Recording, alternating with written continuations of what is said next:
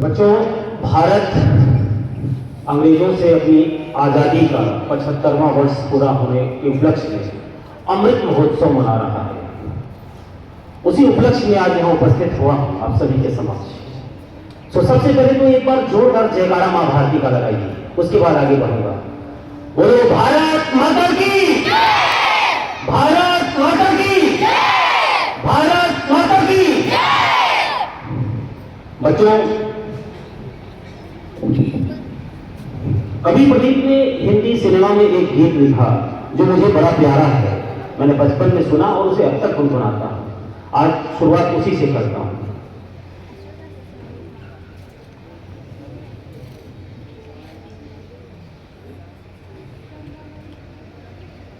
मैं भूल रहा हूं लाइन शुरुआत की, चलो कोई बात नहीं। हम लाए हैं तूफान से कश्ती निकाल के, इस देश को रखना मेरे बच्चों संभाल के। देखो कहीं बर्बाद न हो ये बगीचा, इसको हृदय के खून से बापू ने है सींचा। रखा है ये चरा शहीदों ने पाल के, इस देश को रखना मेरे बच्चों संभाल के। बचपन में जब ये कविता गीत सुना करता था तो मैं सोचता था कि ये कश्ती क्या है, ये तूफान क्या है। तो धीरे धीरे समझते समझते समझ में आया, तुम भी समझ लो कि कश्ती वो भारत है, देश है हमारा कश्ती, और वो तूफान वो संकट है जो देश इस स्थिति जो गुलामी की दास्तां से जूझ रहा था, अंग्रेजों की गुलामी से, वो संकट। आज उसी संकट से एक तूफान की बात करने आया हूं बच्चों, एक संकट की बात करने आया हूं। कहा जाता है कि ये जो घटना थी, जिस घटना की आज मैं चर्चा करने आया हूं, ये घटना अंग्रेजी शासन के ताबूत की आखिरी कील साबित हुई। यानी इस घटना ने पूरे भारत में आग फैला दी। इतनी बड़ी ये घटना थी, और शायद आज इस घटना के बारे में तुम अगर सुनो और सोचोगे तो शायद तुम्हारे भी अंतर्मन में वो आग जले। ऐसा हुआ तो हुआ क्यों? इतनी बड़ी अमानवीयता हद है। बच्चों, मैं बात कर रहा हूं उस घटना की। 13 अप्रैल सन 1919 की बात है। जलियांवाला बाग की वो घटना है। जलियांवाला बाग में 13 अप्रैल को बैसाखी के दिन, त्योहार का दिन था, वो बैसाखी का दिन था। बड़ा त्योहार होता है बैसाखी। बैसाखी के दिन जलियांवाला बाग में हमारे कुछ भाई बंधु, हमारे पूर्वज वहां जमा हुए थे विरोध प्रदर्शन के लिए, शांतिपूर्ण विरोध प्रदर्शन के लिए। मैं शांतिपूर्ण जोर दे रहा हूं, क्योंकि शांतिपूर्ण इसलिए जोड़ रहा हूं क्योंकि वहां जाने वाले केवल पुरुष वर्ग ही नहीं थे, युवा लोग ही नहीं थे, वृद्ध भी गए थे, महिलाएं भी थी, छोटे छोटे बच्चे भी गए थे। अगर कोई उग्रता का प्रदर्शन करना होता तो बच्चों को कोई साथ न ले जाता, महिलाएं न जाती, लेकिन ये सब वहां गए थे क्योंकि शांतिपूर्ण प्रदर्शन था। और विरोध था रॉयल्ट एक्ट का। रॉयल्ट एक्ट अंग्रेजों द्वारा लाया गया था, उसका विरोध प्रदर्शन करने के लिए वहां सब इकट्ठा हुए थे। जनरल डायर एक क्रूर हत्यारा, उसे पता चला, अपनी पूरी सेना लेकर पहुंच गया जलियांवाला बाग में। बच्चों, पूरी सेना लेकर पहुंच गया, और जलियांवाला बाग एक सकरा पूरी चार दीवारी से घिरा हुआ है। वो बाग अभी भी है वहां पर, अभी वो दर्शनीय स्थल हो गया है, लोग जाया करते हैं वो वहां पर। तो एक चारों तरफ से दीवार से घिरा हुआ एक सकरा, एक सिंगल रास्ता था वहां से आने और जाने दोनों का। उस बाग में 5000 लोग थे उपस्थित, 5000 पर्सन, 5000 लोग वहां उपस्थित थे, और बड़े आराम से वो बातें सुनने के लिए वहां गए थे। कुछ लोग वो बता रहे थे रूलिंग एक्ट के बारे में और कह रहे थे कि ये उचित नहीं है, इसका विरोध हमें करना चाहिए, बस यही बात। अचानक से जनरल डायर वहां पहुंचता है। आपसे बताऊं बच्चों कि उसने चारों ओर से घेर लिया उस बाग को, अंदर घुसकर अपने सैनिकों को फैला दिया, और बच्चों 10 मिनट में 2000 राउंड गोलियां चलाई उसने उन निहत्थों पर। अमानवीयता की हद है। मैं तो सोचता हूं कि मैं क्यों हुआ नहीं हूं, पटक के मारता हूं जनरल डायर, और तुम भी यही शायद सोच रहे होंगे। 2000 राउंड गोलियां उसने 10 मिनट में चलाई।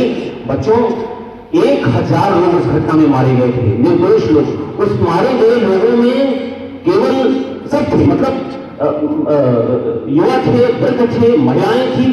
आपको बता दूं, जो कि लिखा हुआ है, प्रमाण है वहां पर कि एक 6 सप्ताह का बच्चा भी मरा था उसमें, हो सकता है और भी रहे हो, छोटे छोटे बच्चे मरे थे उसमें, क्यों मार दिया उस टायर में? तो ये घटना बड़ी जबरदस्त थी बच्चों। इस घटना के बारे में जब भी मैं पढ़ता हूं मेरे रोंगटे खड़े हो जाते हैं। इसी घटना का जिक्र है। ये घटना आप समझिएगा कि किस तरह से भारत जूझ कर आया है। आज जिस स्थिति में हम और आप हैं, हमें आपको समझना होगा। ये अमृत महोत्सव उत्सव है, अच्छी बात है, हमें उत्सव मनाना चाहिए, लेकिन साथ ही साथ ये समय है हमारे आत्मचिंतन का भी, आत्ममंथन का भी। हमें सोचना होगा कि क्या हम इन 75 सालों में वहां पहुंच पाए जहां होना चाहिए था? क्योंकि देखो बच्चों, अगर भारत डूबेगा तो हम नहीं बचे रहेंगे, हम भी डूबेंगे। तो भारत को बचाना होगा, हर संभव तुम सभी बच्चों को अपने प्रयास करने होंगे। बच्चों, आज एक कविता भी प्रस्तुत करता हूं। वो कविता भी मुझे बड़ी प्यारी है। कविता भी जब पढ़ता हूं तो मुझे इस कांड की याद आ जाती है। और कविता लिखने वाला भी कोई सामान्य नहीं है। कविता लिखने वाली है हमारी ओजपूर्ण कवित्री सुभद्रा कुमारी चौहान। जानते हैं आप सभी सुभद्रा कुमारी चौहान? जानते हैं? बताइए जरा सा मुझे, क्या उनकी कोई रचना आपने पढ़ी है?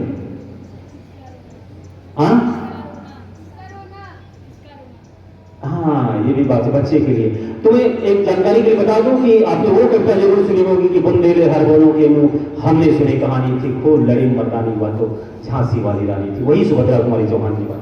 उन्हीं की रचना है जलियांवाला बाग में बसंत। जलियांवाला बाग में बसंत। बच्चों, बसंत जो मौसम है उसे ऋतुराज कहा जाता है, ऋतुओं का राजा है, एक खुशगवार मौसम है। वह बसंत पूरे प्रकृति को सुंदर कर देता है। लेकिन कवित्री सोचती हैं कि ये बसंत अगर जलियांवाला बाग में जाएगा तो फिर कैसे जाएगी? तुम ही सोचो बच्चों, अगर कहीं दुख पड़ा है किसी के घर में, वहां क्या प्रसन्नता पूर्वक या हंसते बोलते जाना उचित होगा क्या? यह तो अमानवीयता है। तो उस दुख भरी जगह पर पहले तो उन्होंने सोचा कि जाए ही ना बसंत उस जलियांवाला बाग में, लेकिन ये संभव ही नहीं है, क्योंकि बसंत को कौन रोक सका है? और तो प्रकृति है, जाएगी ही। लेकिन फिर अगर जाएगी ही तो एक निवेदन है यहाँ कवित्री का। बच्चों, ये कविता आप सबों की सुनाता हूं यहाँ पर। यहाँ कोकिला नहीं काक है शोर मचाते, काले काले कीट भ्रमर कर भ्रम उपजाते, कलियां भी अधकिली मिली है कंटक कुल से, वे पौधे वे पुष्प शुष्क हैं अथवा झुल से, परिमलहीन पराग दाग सा बना पड़ा है, हाँ यह प्यारा बाग खून से सना पड़ा है। आओ प्रिय ऋतुराज आओ, आने से तुम्हें कौन रोक सका है? आओ प्रिय ऋतुराज, किंतु धीरे से आना, यह है शोक स्थान, यहाँ मत शोर मचाना। वायु चले, तुम्हारी तो हवाएं भी कहेंगे, निश्चित है हवाएं कहेंगी, लेकिन वो हवाएं कैसी हो? निवेदन है मेरा कि वायु चले पर मंद चाल से उसे चलाना। क्यों? दुख की आहें संग उड़ा कर मत ले जाना। तुम आओगे बसंत तो कोयल भी आएगी, तुम्हारी संदेश वाहिका है कोयल, कोयल को तो आना ही है, लेकिन कोयल आए तो कैसा कहे? ये देखो कवि क्या कहती है कि कोकिल गावे किंतु राग रोने का गावे, भ्रमर करे गुंजार कष्ट की कथा सुनावे, लाना संग में पुष्प, पुष्प भी खिलते हैं बसंत में, खिलेंगी ही, लेकिन कैसे फूल हो? कि लाना संग में पुष्प न हो वे अधिक सजीले ना हो, चमकीले ना हो, हो सुगंध भी मंद ओस से कुछ कुछ गीले, किंतु न तुम उपहार भाव आकर दर्शाना। ऐसा न लगे बसंत कि तुम उपहार दे रहे हो, उपहार नहीं, ऐसा भाव मत दिखाना वहां पर।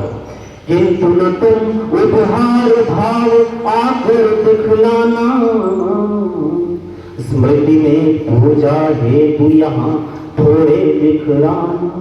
ध्यान रखना पसंद कि कोमल बालक यहाँ मरे गोली खा खा कर, कलियां उनके लिए गिराना थोड़ी लाकर। आशाओं से भरे हृदय भी छिन्न हुए हैं, अपने प्रिय परिवार देश से भिन्न हुए हैं। कुछ कलियां अधखिरी यहाँ इसलिए चढ़ाना, करके उनकी याद अश्रु के ओस बहाना। तड़प तड़प कर वृद्ध मरे हैं गोली खाकर, शुष्क पुष्प कुछ वहां गिरा देना तुम जाकर। पसंद यह सब करना, सब करना, यह सब करना, किंतु यहाँ मत शोर मचाना। यह है शोक स्थान, बहुत धीरे से आना। जय हिंद बच्चों, याद रखना कविता को और भारत को। धन्यवाद।